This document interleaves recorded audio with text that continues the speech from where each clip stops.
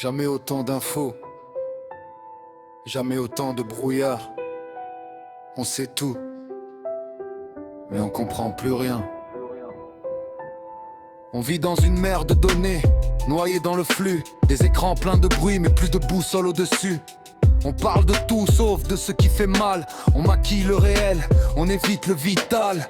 La dette grimpe en silence, on regarde ailleurs. Polémique recyclée, indignation en couleur. L'école tombe en ruine sous des réformes cosmétiques. On change les mots, jamais le fond, jamais la logique. La recherche s'efface sous les slogans bien vendus. La com avant le savoir, le paraître avant le contenu. La médecine suffoque sous les papiers, les normes, les délais. On soigne plus les tableaux Excel que les humains en vrai. Trop de discours, pas assez d'actes. Trop de vitrines, pas assez d'impact. Trop d'idéologie, pas assez de réel. On a perdu le nord, on a perdu l'essentiel. C'est la crise silencieuse, celle qu'on ne filme pas. La disparition du bon sens, la perte du cap. On confond le progrès avec la fuite en avant. Mais sans racines solides, tout s'effondre lentement. Le bon sens n'est pas l'ennemi du progrès. C'est sa base, sa fondation, sa clé. Quand tout devient idéologique et artificiel, le réel revient toujours brutal, naturel. On confond la vitesse avec l'évolution, la réaction avec la révolution.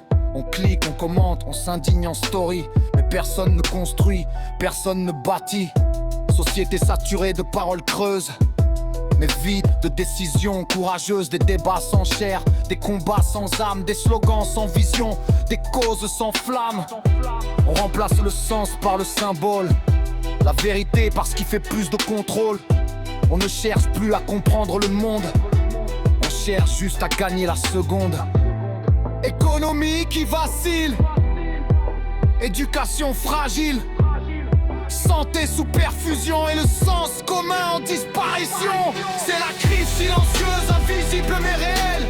Elle ronge les bases, elle touche l'essentiel. On a trop d'opinions, pas assez de direction. Trop de récits, pas assez de construction. Le bon sens n'est pas dépassé, il est juste abandonné. Et quand le réel revient frapper nos murs, il ne demande pas la permission, il est dur. Question simple, mais vitale. Qu'est-ce qui nous détruit le plus? L'économie qui chute, l'école qui s'effondre, la santé qui sature ou la perte du sens commun?